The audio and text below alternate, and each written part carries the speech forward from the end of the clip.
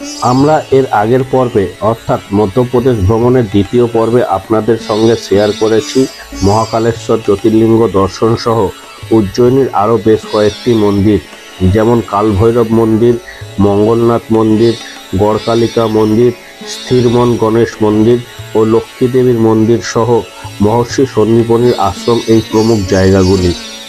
আর এই পর্বে শেয়ার করতে চলেছি ভারতের অন্যতম কুম্ভ মেলা ক্ষেত্র রামঘাট এবং রামঘাটের সন্ধ্যা আরতি ও শিপ্রা নদীর তীরে থাকা প্রমুখ মন্দিরগুলি। তাই আপনাদের কাছে অনুরোধ রইল সম্পূর্ণ ভিডিওটি দেখার জন্য, আর ভালো লাগলে একটি লাইক অবশ্যই দেবেন।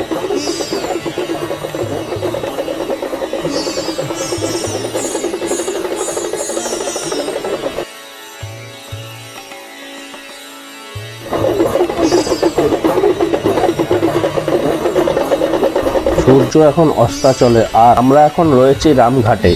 উজ্জয়িনীতে এলে এই রামঘাটে অবশ্যই আসবেন, কারণ এটি হলো কুম্ভ মেলা স্থল। কথিত আছে সমুদ্র মন্থনের সময় দেবতা আর অসুরের মধ্যে বিবাদ বাঁধে, তখন গরুর অমৃত কলস মুখে নিয়ে যাওয়ার সময় সেই কুম্ভ থেকে 4টি জায়গায় অমৃত পড়েছিল। পরবর্তীকালে সেই জায়গাগুলি কুম্ভ মেলা অনুষ্ঠিত হয়। সেই জায়গাগুলি হলো ভারতের নাসিক, হরিদ্বার, প্রয়াগরাজ এবং উজ্জয়িনী, এই রামঘাটে। আর আমরা রয়েছি এখন উজ্জয়িনীর সেই বিখ্যাত কুম্ভস্থল রামঘাটের শিপ্রা নদীর তীরে। এই রামঘাটেও বেনারস, হরিদ্বারের মতো সন্ধ্যা আরতি প্রতিদিন হয়, আর এখন আমরা সেই সন্ধ্যা আরতি দেখার জন্য চলে এসেছি এই রামঘাটে। আজকের দিনে আমরা উজ্জয়িনীর বিখ্যাত কুম্ভ মেলা স্থল রামঘাটের শিপ্রা নদীর তীরে দাঁড়িয়ে একটা সুন্দর সূর্যাস্তের সাক্ষী হলাম।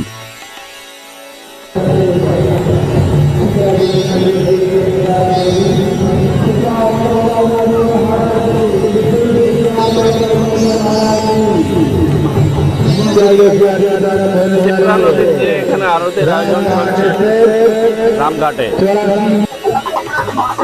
ভারতে যেসব জায়গায় কুম্ভ মেলা অনুষ্ঠিত হয় তার মধ্যে এটি একটি প্রমুখ স্থান। এখানে কুম্ভ মেলা অনুষ্ঠিত হয়।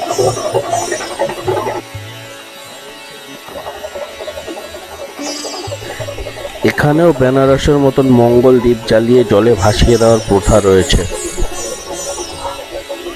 আর সেই কাজে নাতিকে নিয়ে ব্যস্ত তার মাম্মাম।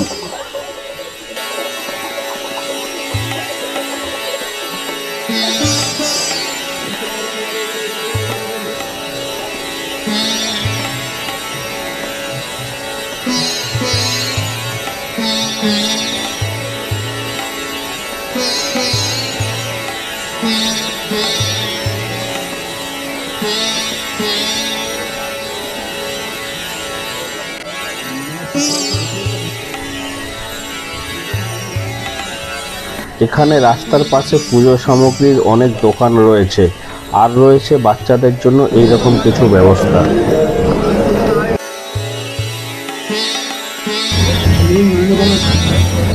সন্ধ্যা হতেই আলো এখানে জ্বলে উঠেছে, আর সেজে উঠেছে সন্ধ্যা আরতির জায়গাগুলি।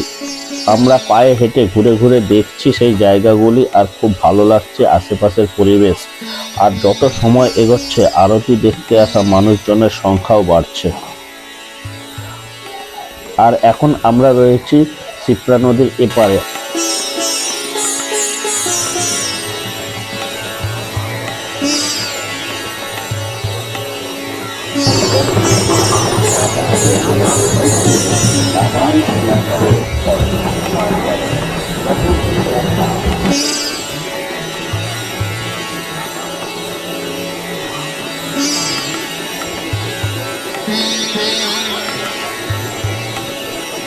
এখন সন্ধ্যা আরতি শুরু হয়ে গেছে, জ্বলে উঠেছে দ্বীপ, আর একের পর এক ঘাটগুলিতে চলছে আরতি পর্ব।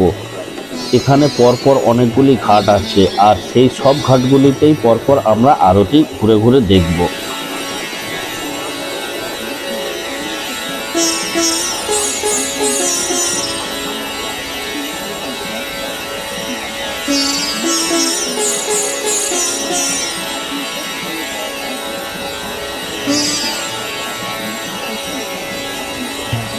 সন্ধ্যা আরতি শুরু হতেই এই জায়গা সম্পূর্ণ আলাদা হয়ে গেল, পাল্টে গেল জায়গার চেহারা। এই যেন অন্য দুনিয়ায় আমরা চলে এসেছি।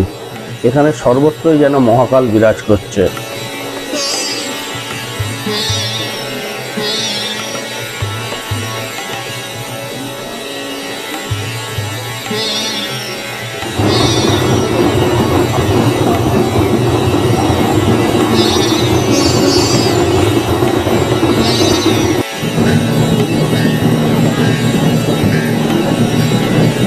আর এই মন্দিরের ঠিক উল্টো দিকেই রয়েছে শিপ্রা গঙ্গা মাতা মন্দির।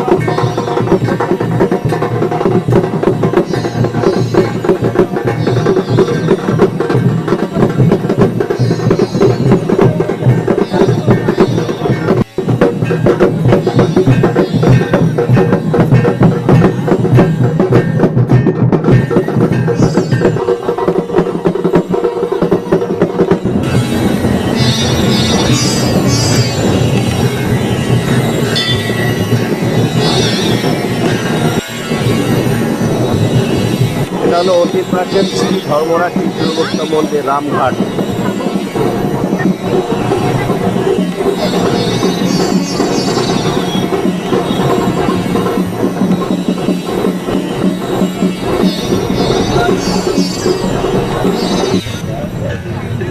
আরতি দেখা তো হলো, আরতি পর্ব শেষ করে পেয়ে গেছে খিদে, তাই এখন সব লাইন দিয়ে ফুচকা খেতে ব্যস্ত। এখনো পর্যন্ত 5 রকম খেয়েছি, 5 রকম জল।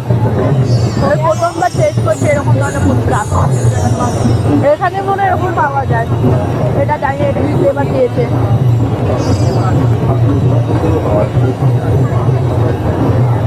জলজিরা ফ্লেভার, এখানে জলজিরা, রসুন, পুদিনা, জিরা ফ্লেভার, বিভিন্ন রকমের ফ্লেভারে খেয়েছি। এটা খাচ্ছে এখন রসুন, পুদিনা। সব থেকে অন্যরকম লেগেছে রসুনটা, এরকম ফ্লেভার যে হয় সেইটা। ও বলছে সব থেকে ভালো ফুচকা হয়েছে কলকাতা। এখানে কোনটা ভালো লাগে? এখানে রসুনের অন্যরকম, যে এরকম যে ফুচকার মধ্যে যে রসুনটা হয় সেটা জানতাম না, এটা একটা হেভি। রামঘাটে তো ঘোরা হলো, রামঘাটে আরতি দেখা হলো। তারপর যদি আপনাদের এমার্জেন্সি পড়ে যায় তাহলে আপনারা যাবেন কোথায়? তার জন্য এখানে ইউজ অ্যান্ড পে টয়লেটেরও ব্যবস্থা আছে, আপনারা চাইলে এখানেও ইউজ করতে পারেন।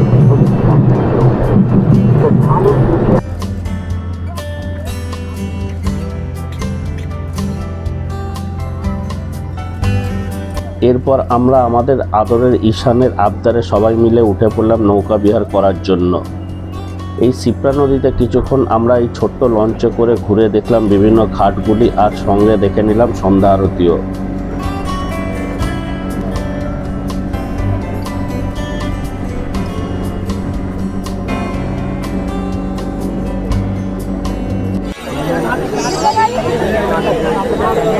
এখন আমরা দেখে নেব হরসিদ্ধিদাতা মন্দির। আমরা এখন গেট নাম্বার 1 দিয়ে প্রবেশ করছি। রামঘাট থেকে হাঁটা পথে মাত্র 5 মিনিটের দূরত্বে এই হরসিদ্ধি মাতার মন্দির।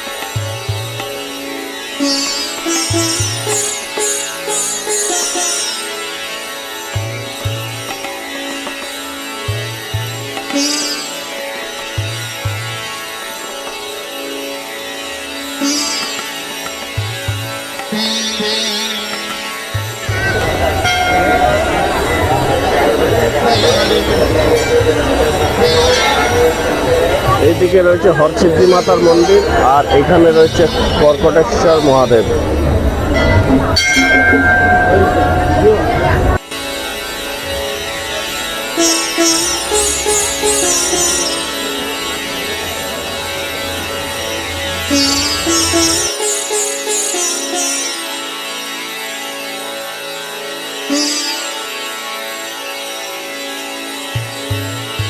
হরসিদ্ধি মাতা মন্দির দেখে নিয়ে আমরা চলে এলাম মহাকালেশ্বরের করিডোরে, কিন্তু মহাকালেশ্বরের কৃপাদৃষ্টি থেকে এবারের মতো অজ্ঞাত কারণবশত নতুন করিডোর দেখা থেকে আমরা বঞ্চিত থেকে গেলাম। পরে জানতে পারলাম 5ই জানুয়ারি 2026 পর্যন্ত করিডোর জনসাধারণের জন্য বন্ধ থাকবে।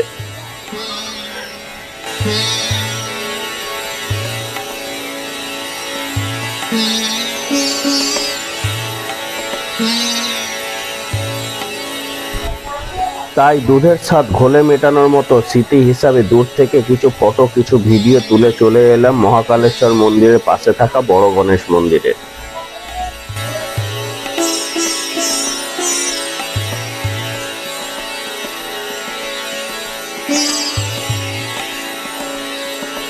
মহাকাল মন্দির থেকে বেরোনোর পর দেখে নিতে পারেন আপনারা বড় গণেশ মন্দির।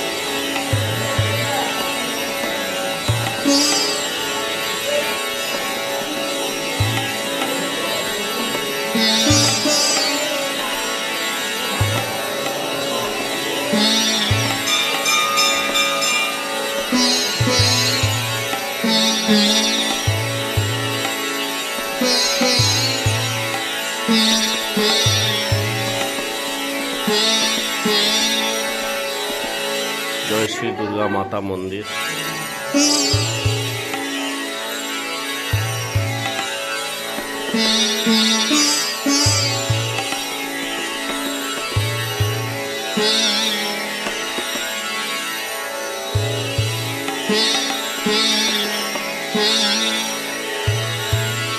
আমরা হোটেলে ফিরে এলাম আর সেই সঙ্গে শেষ হলো আমাদের 29শে ডিসেম্বর 2025-এর ভ্রমণ পর্ব।